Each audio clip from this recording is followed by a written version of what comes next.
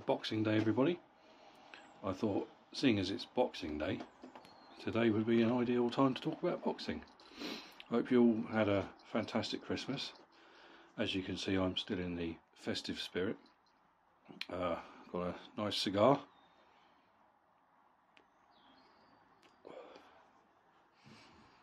I also have a pint of Guinness on the go. And I was just standing around just now, enjoying myself, excuse me, and thinking about boxing.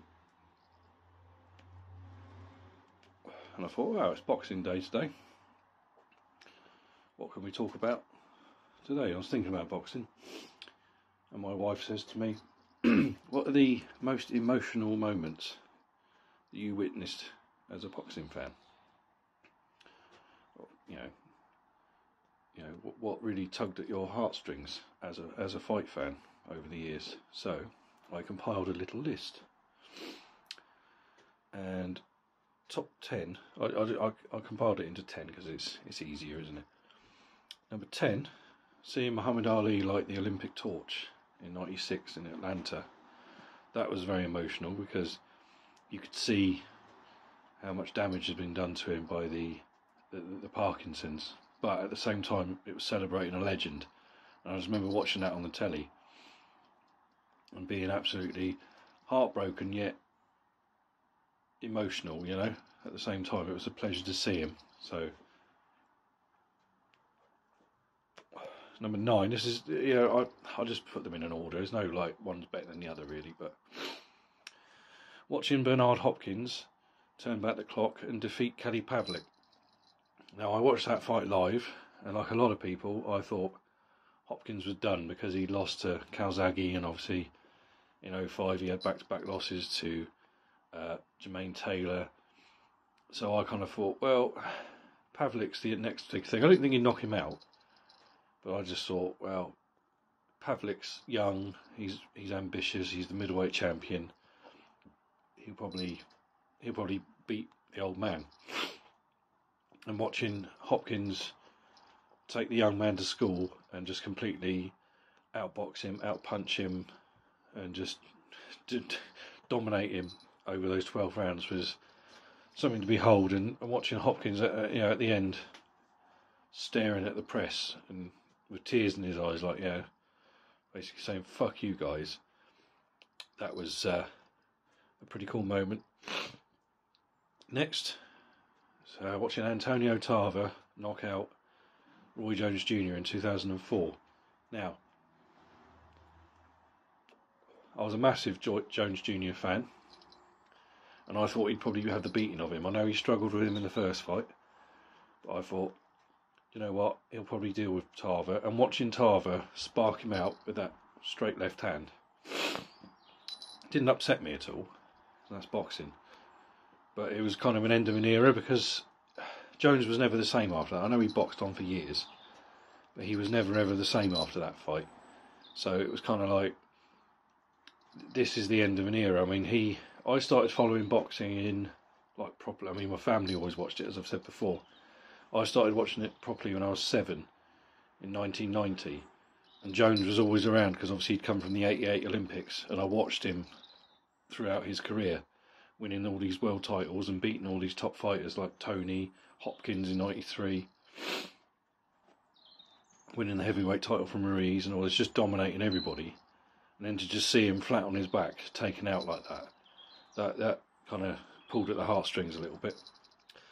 Next, Anthony Joshua versus Vitaly Klitschko in 2017. I mean, just what a fucking fight. It was an end of an era because obviously it's Klitschko's last fight. And Klitschko was the old champion, former champion, coming back to try and take a portion of his titles back. And it was just a fantastic fight. I mean, I thought when Joshua dropped Klitschko early, I thought to myself, well, this isn't going to last long. I think he's past it, old Klitschko. But then watching him drop Anthony Joshua with that perfect right hand, and he actually dominated him for a little bit, had him in trouble a few times, and then watching Joshua battle back and stop him, that was fantastic. You know, that was a passing of the torch, in my opinion, at the time. I mean, obviously Fury is still the man now, but at the time he was out of boxing because of mental health and certain tests he failed. But we won't talk about that. So yeah, just that was one that really hit me in the feels, as they say. Next, Lennox Lewis, when he beat Evander Holyfield in November of 1999. Oh, fucking hell, 1999. Again, it was a bit of history. First undisputed heavyweight champion since Bob Fitzsimmons from England, you know, in 100 years. So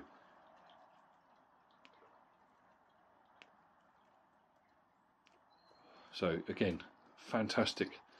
I mean, we all sat up.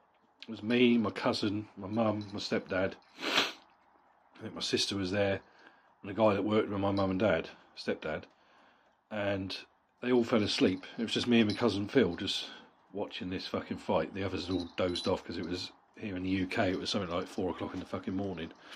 I was 16 at the time, and I just remember when the result was announced. You know, Lennox Lewis has done it, because obviously he got robbed in March of that year. And me and my cousin just going, yes, and fucking screaming the house down. And my mum, my stepdad, my sister, and Adi, his name was, who worked with my parents, woke up. Oh, what the fuck's going on? Lennox Lewis has done it. Yeah, I just remember that, you know, and that stuck with me because I was a massive Lennox Lewis fan. I still am now. I followed his career. I mean, he was obviously fighting early in his career when I started watching boxing. I watched him all the way through, so that was an emotional moment for us. Next, Ricky Hatton, when he took the IBF and the Ring Magazine light welterweight title from Kostya Tszyu. Fantastic.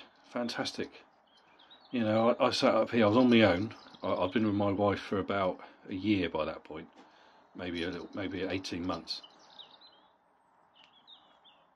And she could never understand why I used to get up early in the morning, like early hours in the morning, to watch these fights. It's like, you know, I'm a fight fan. I was young then, I could do it. I struggle now to stay up. Some of them I will, but I struggle because I'm getting old, folks. I'm getting old. So I did struggle.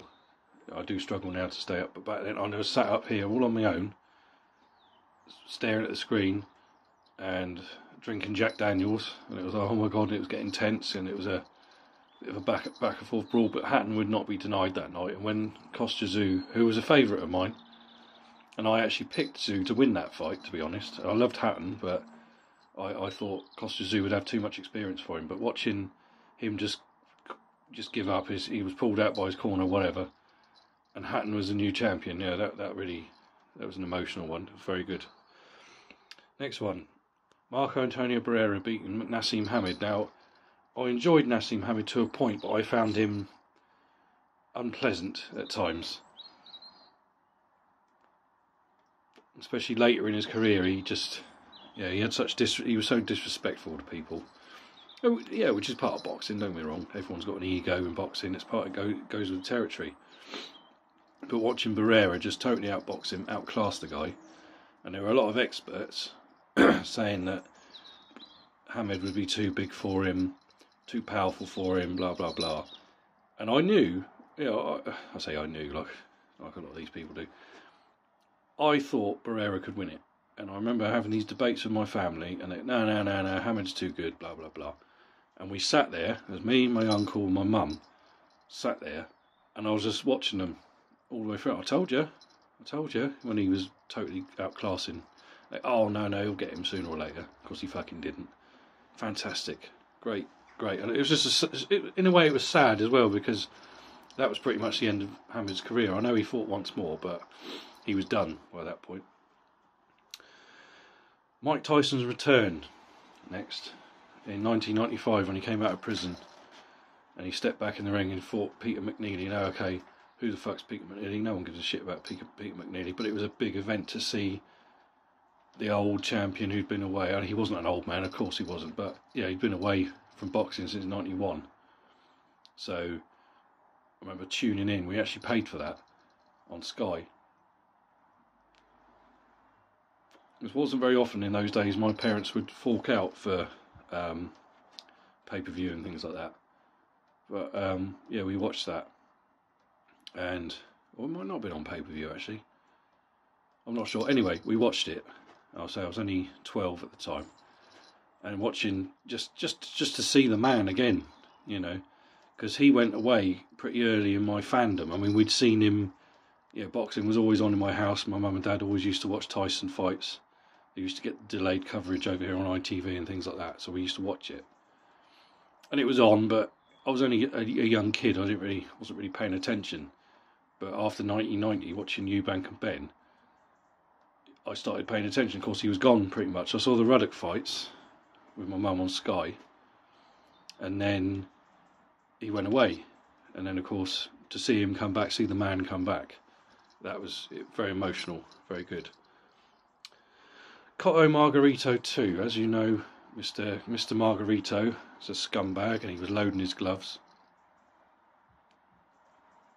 and he beat Cotto in 2008, and I was a massive fan of Cotto. I still am. He's one of my favourites. And at the time, it was like, okay, good win for the guy. You know, he beat the unbeaten young man. Blah blah blah. Fair play.